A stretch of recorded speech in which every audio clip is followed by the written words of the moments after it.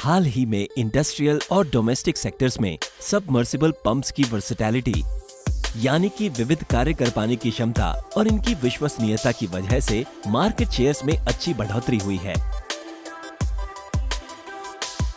इन्हें किसी प्राइमिंग की जरूरत नहीं होती, इनमें जल्दी कैविटेशन का इश्यू भी नहीं होता है और ये बहुत ही एफिशिएंट होते हैं। सबमर्सिबल पंप एक सेंट्रीफ्यूगल टाइप पंप है। आप देख सकते हैं कि इम्पेलर्स किस तरह से बाहर की तरफ पानी फेंक रहे हैं।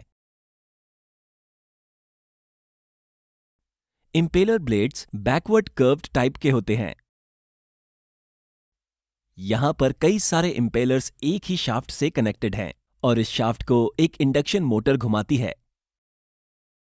पानी इम्पेलर की आई से एंटर करता है और सेंट्रीफ्यूगल एक्शन की वजह से बाहर की तरफ फेंका जाता है।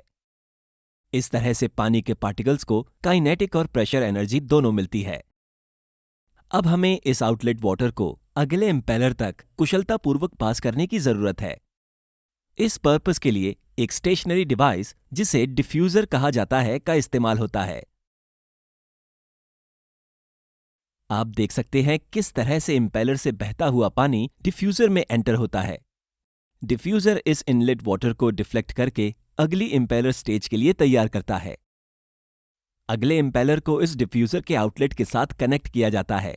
इन जुड़े हुए इम्पेलर्स की सीरीज हर स्टेज पर प्रेशर गेन को कई गुना बढ़ा देती है। यही वजह है कि सबमर्सिबल पंप इतना ज्यादा प्रेशर हेड प्रोड्यूस करते हैं। इस तरह से पंप किया गया पानी सबमर्सिबल पंप की एक नॉन स्लैम चेक वाल्व से पास होता है। वाटर हैमर का इश्यू इस नॉन स्लैम चेक वाल्व के इस्तेमाल से प्रभावी ढंग से कम हो जाता है, जो कि ऊंचाई तक पंप करने यानी हाई एल्टीट्यूड पंपिंग करने में काफी बड़ा इश्यू होता है। चलिए अब सबमर्सिबल पंप के सबसे आवश्यक मूवर पर फोकस करते हैं। इम्पेलर्स को रन करने के लिए आमतौर पर एक इंडक्शन मोटर का इस्तेमाल होता है। इंडक्शन मोटर का पावर सप्लाई एक स्टेटर को दिया जाता है, जो कि सिंगल फेस या 3 फेस हो सकता है। ऑपरेशन के दौरान मोटर बहुत ज्यादा हीट प्रोड्यूस करती है और इस वजह से उसे ठंडा करने के लिए पानी या तेल से भरा जाता है। मोटर के आसपास लगातार सर्कुलेट हो रही कूलेंट जैकेट ये निर्धारित करती है कि मोटर कभी भी ओवरहीट ना हो। आप देख सकते हैं कैसे नीचे की तरफ लगा हुआ ये छोटा इम्पेलर कूलेंट के इस सर्कुलेटिंग फ्लो को बनाए रखता है।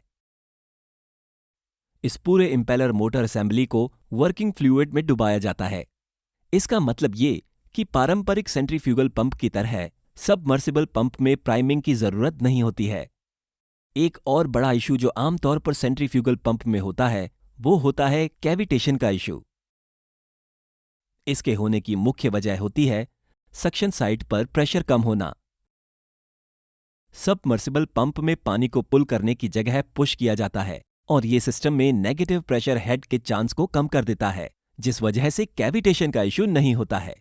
High pressure head, flow rate विशिष्टता और पानी में पूरी तरह डूबे रहने की काबिलियत सबमर्सिबल पंप्स को बोरवेल लिफ्टिंग, फायर फाइटिंग और ऑयल वेल लिफ्टिंग के लिए एक बढ़िया चॉइस बनाती है। विश्व के 90% ऑयल वेल्स को एक किफायती फ्लो रेट हासिल करने के लिए किसी तरह की आर्टिफिशियल लिफ्ट की जरूरत पड़ती ही है।